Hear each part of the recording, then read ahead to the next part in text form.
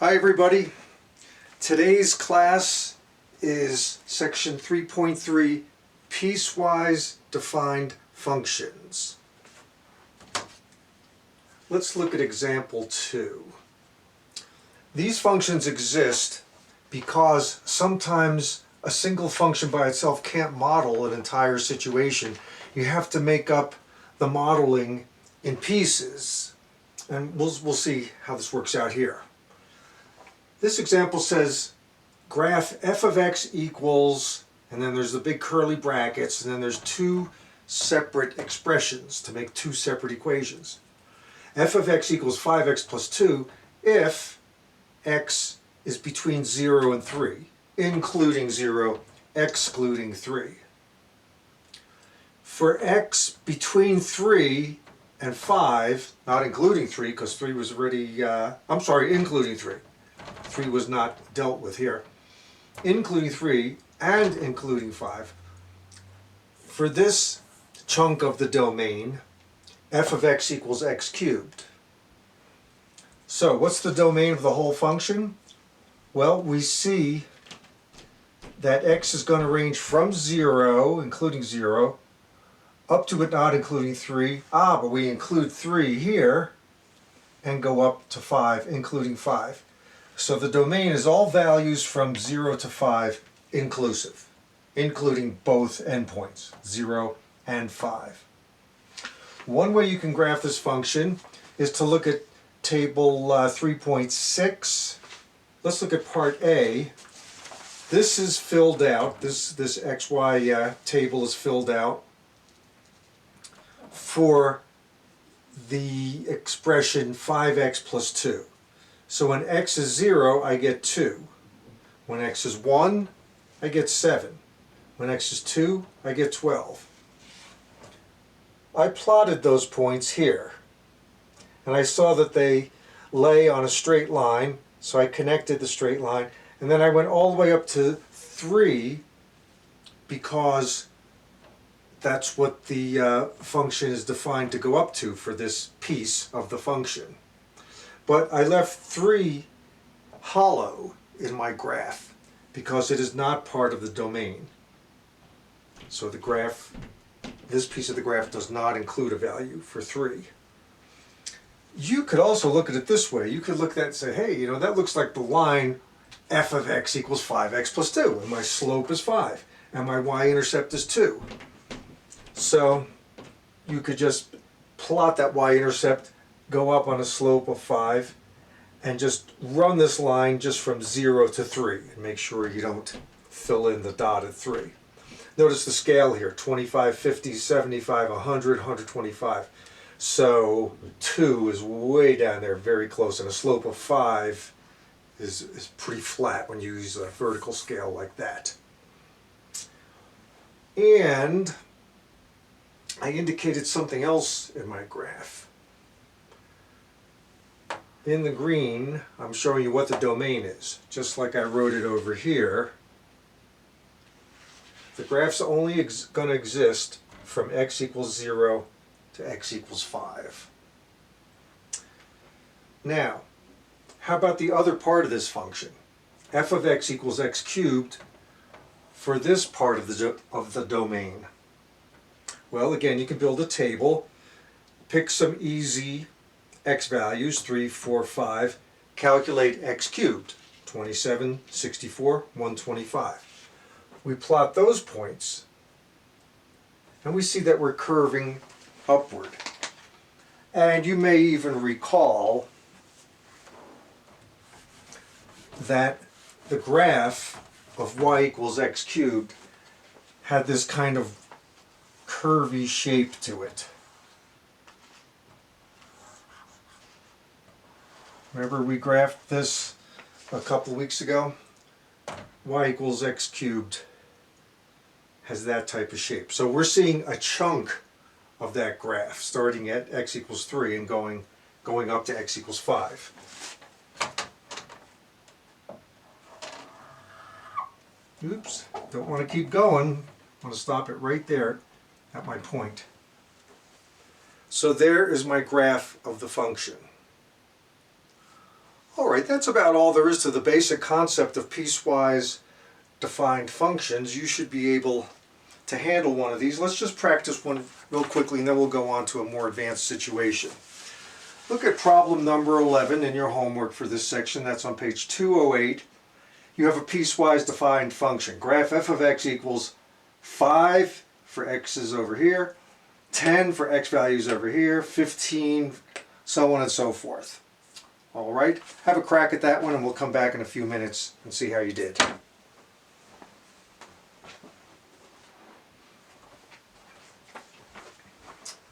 Okay, so you were working on this problem here and the answer was in the back of the book since it's an odd number problem. Your graph should have turned out like this.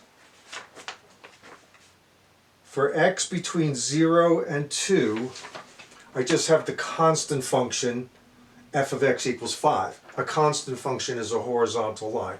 So I have a segment of that horizontal line starting at x equals 0, going out to x equals 5, and going out to x equals 2, but not including that 2 since we're talking about x being strictly less than 2.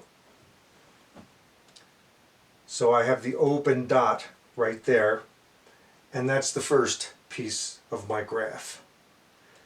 Then as x ranges from 2 to 4, but not including 4, I have a dot that's filled in here at 10.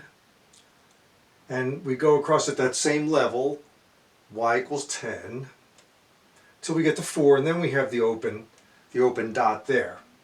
Notice that you couldn't have the closed dot here, because then it would fail the vertical line test, right? The vertical line test works throughout here because we never put a solid dot over a solid dot. Similarly for 15, similarly for 20, it ends strictly before 8. 8 is not included. So there's our graph. This is often called a step function because it looks like steps that you would walk up. All right. Our next topic is the absolute value function. That's another special type of piecewise defined function.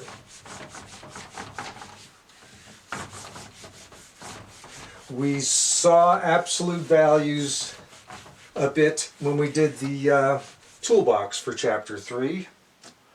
Let's see how we can take the absolute value concept and think of it as a function.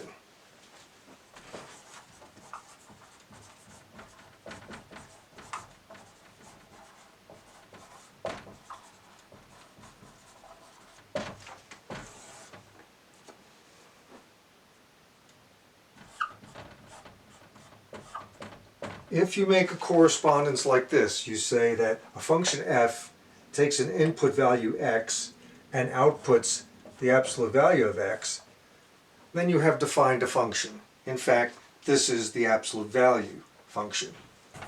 The official definition then is this. The absolute value of x just gives you x if x is greater than or equal to 0. However, if x is negative, then we get the opposite value. That means if we feed a negative number in there, we're going to negate that quantity, basically throw away the negative sign, and give you the positive version of that number. If you graph this function,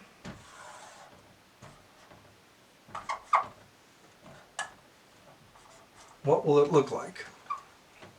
Well, you could plot a lot of points, or you could say, oh, well, this is a straight line. F of x equals x.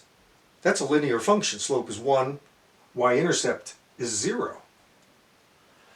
And you may recall that the function f of x equals x goes out at a 45-degree angle, like that. And down here, f of x equals negative x. That is a line that has a slope of -1.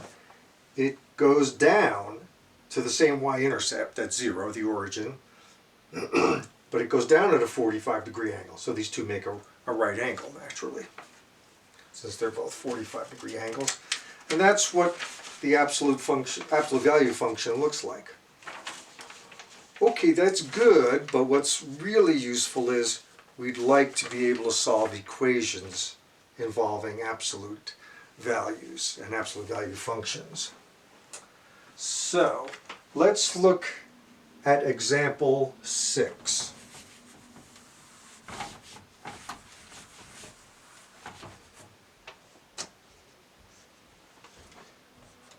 In example 6, part A,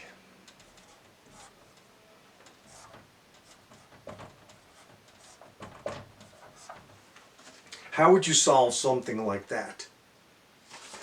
Well, you have to recall that absolute value bars mean two different things.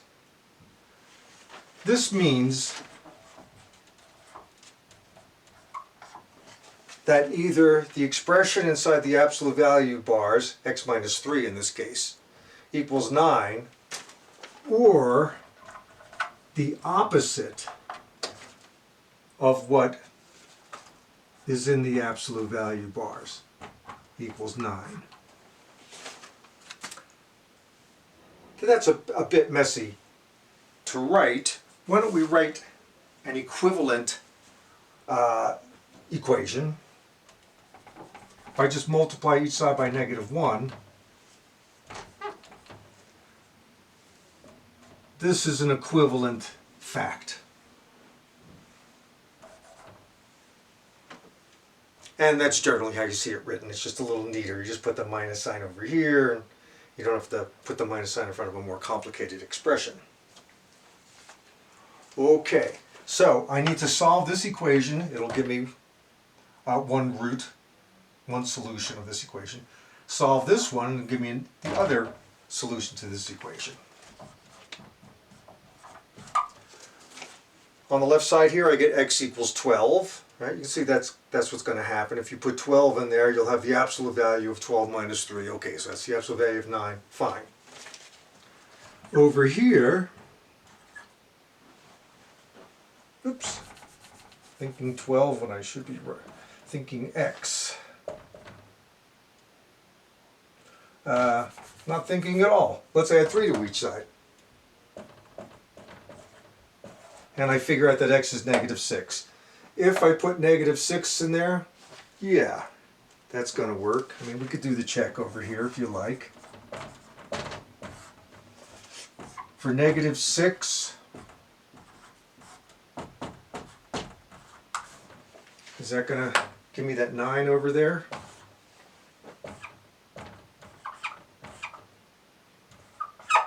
Yes, because the -6 makes the -9 happen inside the absolute value bars. So that's why it has to work out.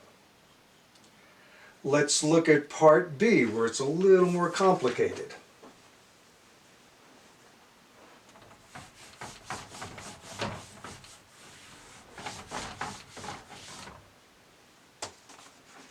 In part B,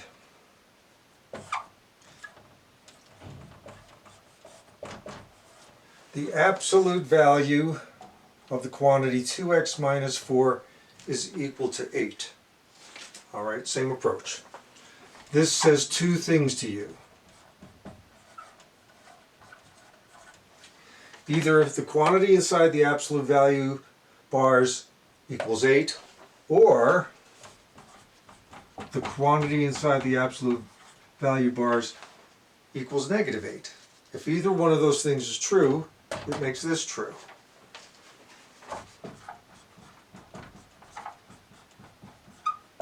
Solving for x on the left side, I get x equals 6.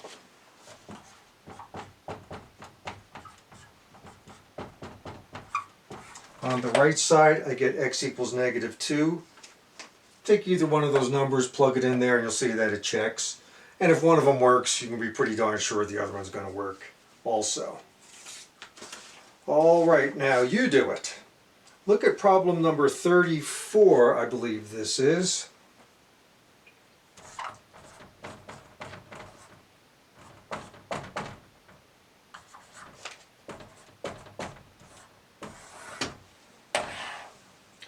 All right, go ahead and work that one out, and we'll be right back.